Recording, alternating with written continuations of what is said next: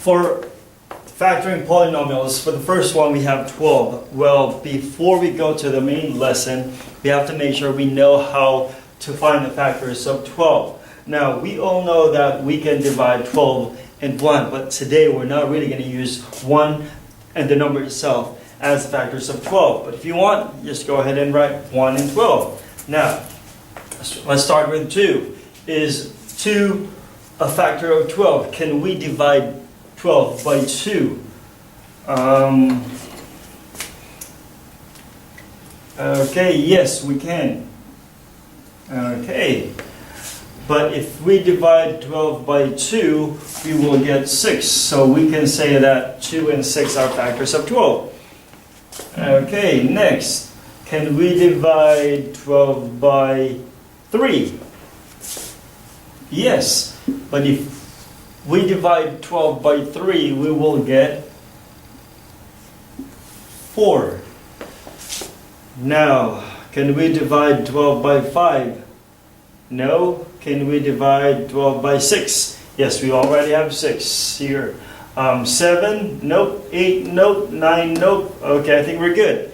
So that means we got 2, 6, 3, and 4 as our factors of 12. But of course, we can, yeah, that's about it. That's about it. Okay, now, let's have number 2. How about if you have 8 and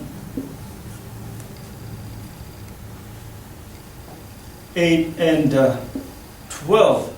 Let's go ahead and find the GCF. Now, in middle school, probably in elementary, we learned that to get the factors, to get the greatest common factor of 8 and 12, some of you would just list all the factors of 8, some of you would list all the factors of 12 and just find the greatest common factor of 12 and 8. So if you want to do that, we can actually do, yeah, let's do that now. Let's say we have 8 and 12. Now, here we go. The factors of 8 are, let's start with 2, 4, and 8. The factors of 12 are 2, 3, 4, 6, and 12. But because we're looking at the greatest common factor, so we can say that the greatest common factor is actually 4. There you go. So the GCF of this is, the GCF is actually 4. That's it. Okay, let's try another one. Let's try number 3. How about if we have, let's say we have negative 6 and negative 12. Now, to make it easier for us, instead of listing all the factors, we can actually start, since we're using 6 and 12, we can actually start from 6 and then down to 1. So, but because they're both negative, we're going to use a negative GCF. Here we go. Can we divide 6 by 6? Yes. Can we divide 12 by 6? Yes. So we can go ahead and write 6 as the GCF. GCF. There you go. So the answer actually is negative 6. Now, how about if we are talking about variables? Let's say we have x to the 5th, y to the 7th, and x to the 4th, and just y. Now, for these two, all you have to do is identify if you have common variables and then choose the lower, the smaller exponent. Okay, let's start with x. Do we have x here? Yes. Do we have x here also? Yes. So we're going to use the x. But what is smaller? What exponent is smaller? 5 or 4? Of course, we're going to pick 4. Okay? Because that's the smaller. Okay, here we go. Do we have y? Yes, y. So we are going to use y. But what is smaller? What exponent is smaller? 7 or that invisible one? Of course, that's invisible one. And this is going to be your, again, G, C, F. That is your greatest common factor of those two problems. Okay, of those two monomials. Okay, now how about if we have number 5? Number 5, we're going to go ahead and factor. Okay, number 5, we're going to go ahead and factor. Now, what is the concept of factoring? Now, last week we talked about, let's say you have 3x parentheses 2x minus 7. Last week we know that if we have this, we distribute. Okay? 3 times 2 is 6, x times x squared. 3 times negative 7 is negative 21 because you only have x. We're just going to write it down, and this is the product of this problem. But today in factoring, I'm going to give you this. I'm going to give you this one, and you will be asked to solve for that. Which means, for the factors, which means we're going to do it the other way around. Let's say we have, okay, let's say we have 6x squared minus 3x. There you go. Now, first, let's identify your greatest common factor of 6 and 3. Can we, what biggest number can divide both 6 and 3? What is that biggest number that can divide both 6 and 3, or the greatest common factor? Can we divide 3 by 3? Yes. Can we divide 6 by 3? Yes. So I'll go ahead and use 3. Now again, for the exponent, it's always, if you have the same variable, just copy the x and identify the lower exponent. And this is lower than 2. 1 is lower than 2, so we're just going to use 3x and 3x. Now, because we are having the common variable, I'll just go ahead and write 3x in parentheses. Okay?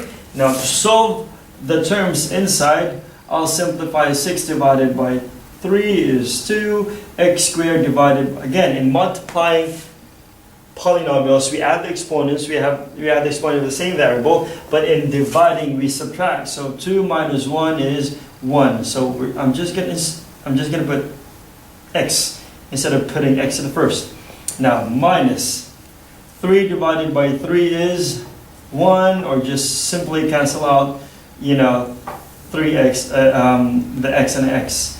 So that's it. Or if you have 25 divided by 25, the answer is 1. 4 divided by 4, the answer is 1. Or simply negative 3x divided by 3x will give you, and this will be the final answer. Okay? Now if you want to know if you got it right, distribute, and then you should be able to get the question. Attention please, Miss Maudlin will be speaking at 4 o'clock in the Media Center. That's open to anyone that would like to go. Thank you. Okay, for number 6, let's do number 6. Number 6, how about if we have, let's say, 4x squared y to the 7th, and then z minus 8x to the 3rd, and then y to the 5th, z minus, let's just say we have 12. X squared and then y to, that's it. Okay, now let's concentrate with 4 negative 8 and negative 12. 4, negative 8, and negative 12. What is the greatest common factor of 4, negative 8, and negative 12? Well, let's just say 4, 8, and 12. Now, because the lowest number is 4, so we can start with, with 4. Now, can we divide everything? Can we divide 4 by 4? Yes. Can we divide 8 by 4? Yes. Can we divide 12 by 4? Yes. So we got yeses to all the terms. So we'll just write 4, 4, and 4. There you go. Okay? Now, how about the terms having x's? Does this have an x? Yes. This has x. That has x. So we are going to use x, x, x. But the question is, what x has the lowest exponent? You got 2, 3, 2, so I'll use 2. And then y. Does this has a y? This has a y? This has a y? Yes, so we're going to use y, y, y. Now what is the lowest exponent of y? This is 7, 5, and 1. I'll just use 1. Now, here, don't be confused about the z. This has z, this term has z, but that doesn't have a z, so we're not going to use z as part of our GCF. So I'll go ahead and use 4x squared y as my GCF. My GCF is going to be outside of the parentheses. Now, 4 divided by 4 is 1, or I can cancel it out. X squared divided by x squared, cancel it out. Now here we go. When dividing, we have to subtract the exponent. You have an invisible 1 here. 7 minus 1 is 6. But because we're not doing anything with z, just going to write it down. Okay. 8 divided by 4 is 2. X cubed divided by x squared. Again, subtract. 3 minus 2 is 1. X to the first power. 5 minus 1 is y to the fourth power. We're not doing anything with z. Write it down. And then negative 12 divided by 4 is negative 3. They're the same thing. Cancel out. Same thing. Cancel out. I guess that's it. That's the final answer. This is the final answer when you factor number 6. Okay, I guess let's have our last example.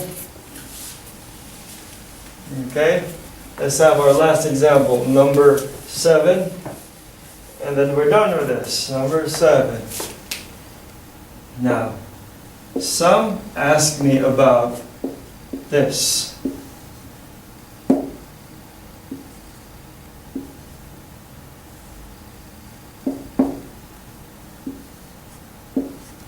Now, okay, let's continue. Let's start with 4, 8, and 2.